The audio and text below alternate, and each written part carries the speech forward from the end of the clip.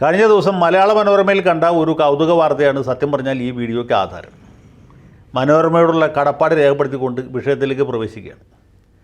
ഈ പാർലമെൻറ്റ് തെരഞ്ഞെടുപ്പിനോടൊപ്പം ആന്ധ്ര നിയമസഭയിലേക്കുള്ള തെരഞ്ഞെടുപ്പ് നടക്കുന്നുണ്ട്. അവിടെ പ്രധാനമായിട്ട് രണ്ട് മുന്നണികൾ തമ്മിലാണ് മത്സരം. ഒന്ന് ചന്ദ്രബാബു നായിഡു നയിക്കുന്ന തെലുങ്ക് ദേശത്തിൻ്റെ നേതൃത്വത്തിലുള്ള മുന്നണി, മറ്റത് മുഖ്യമന്ത്രിയായിരിക്കുന്ന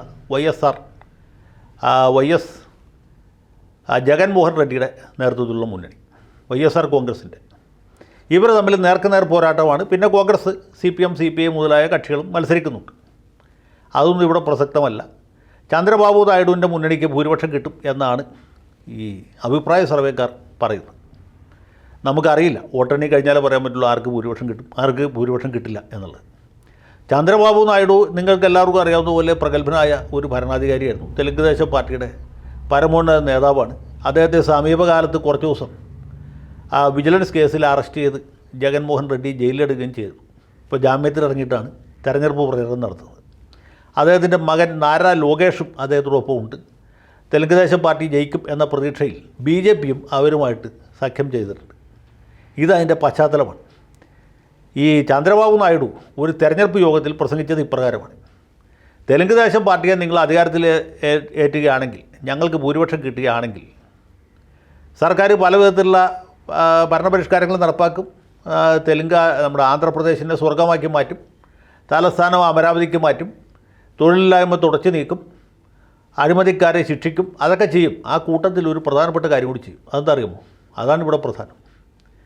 ഗുണമേന്മയുള്ള മദ്യം കുറഞ്ഞ വിലയ്ക്ക് ലഭ്യമാക്കും. എത്ര മധുര മനോഹരമായ തെരഞ്ഞെടുപ്പ് വാഗ്ദാനമാണെന്ന് ആലോചിച്ചു. ഗുണമേന്മയുള്ള മദ്യമാണ്, അല്ലാതെ പട്ടച്ചാരായമല്ല.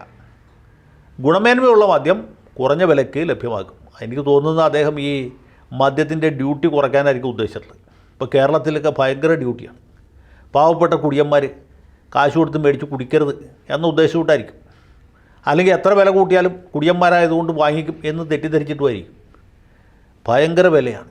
ഇത് തന്നെ മാഹിയിൽ പോയാൽ കുറഞ്ഞ വില കിട്ടും, അല്ലെങ്കിൽ പുതുച്ചേരി സംസ്ഥാനത്ത് എവിടെ പോയാലും കിട്ടും. നമ്മൾ ഡൽഹിയിൽ പോയാൽ എത്രയോ വില കുറവാണ്. ചണ്ഡീഗറിൽ വില കുറവാണ്. കാരണം കേന്ദ്രഭരണ പ്രദേശങ്ങളാണ്.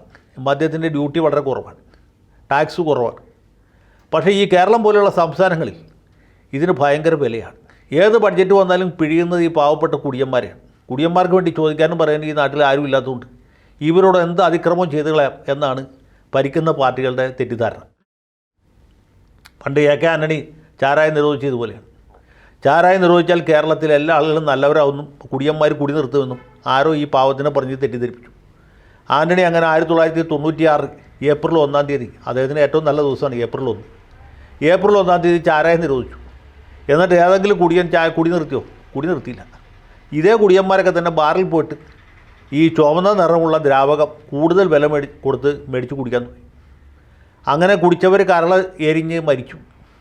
എന്നിട്ടും കുടി നിർത്തിയില്ല.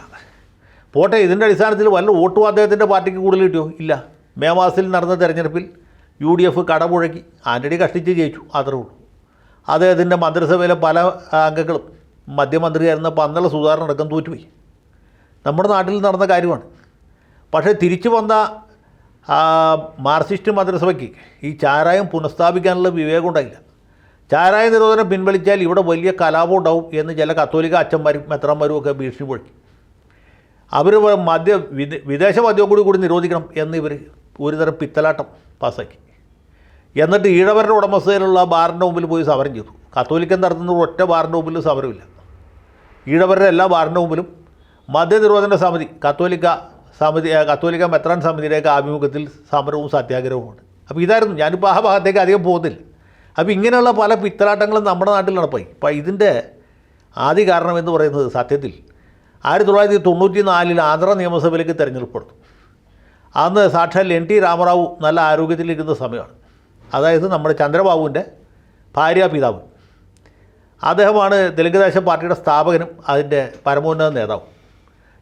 NT രാമറാവു അന്ന് നടത്തിയ ഒരു പ്രധാനപ്പെട്ട തെരഞ്ഞെടുപ്പ് വാഗ്ദാനം, തെലുങ്ക് ദേശം പാർട്ടിയെ അധികാരത്തിലേറ്റുകയാണെങ്കിൽ ആദ്യം ചെയ്യുന്നത് ഈ നാട്ടിലെ ചാരായ ഷാപ്പുകൾ പൂട്ടിക്കലായിരിക്കും എന്നുള്ളതാണ്.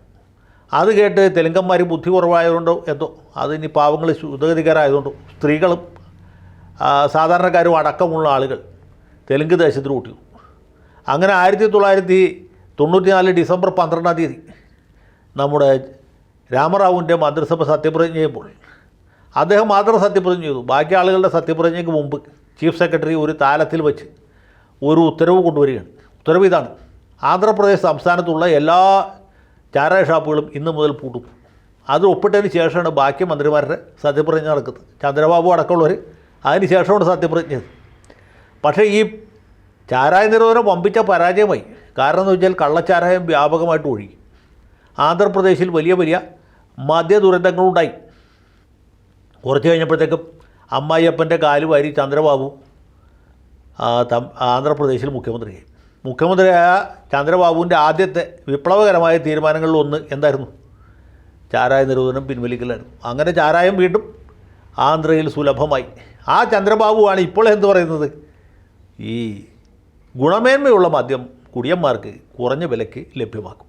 നമ്മുടെ രാഷ്ട്രീയക്കാരുടെ ഒരു രീതികളൊന്നും നിങ്ങളൊന്ന് ആലോചിച്ച് നോക്കുക. അതിനുവേണ്ടി പറഞ്ഞാണ്. ഈ നാട്ടിൽ കുടിയന്മാർക്ക് വേണ്ടി സംസാരിക്കാൻ ചന്ദ്രബാബുവെങ്കിലും തയ്യാറായാലും എനിക്ക് സന്തോഷമുണ്ട്. അദ്ദേഹത്തിൻ്റെ പഴയ നിലപാട് തെറ്റാണെന്ന് അദ്ദേഹത്തിന് ബോധ്യപ്പെട്ടതിലും എനിക്ക് സന്തോഷമുണ്ട്.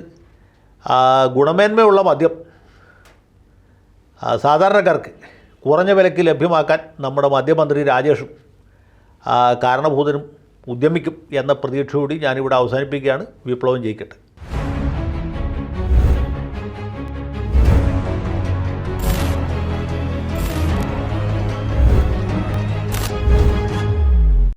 കൂടുതൽ വാർത്തകളും വിശേഷങ്ങളും നിങ്ങളിലേക്ക് എത്താൻ ABC മലയാളം സബ്സ്ക്രൈബ് ചെയ്യുക, ബെൽ ബട്ടണും അമർത്തുക.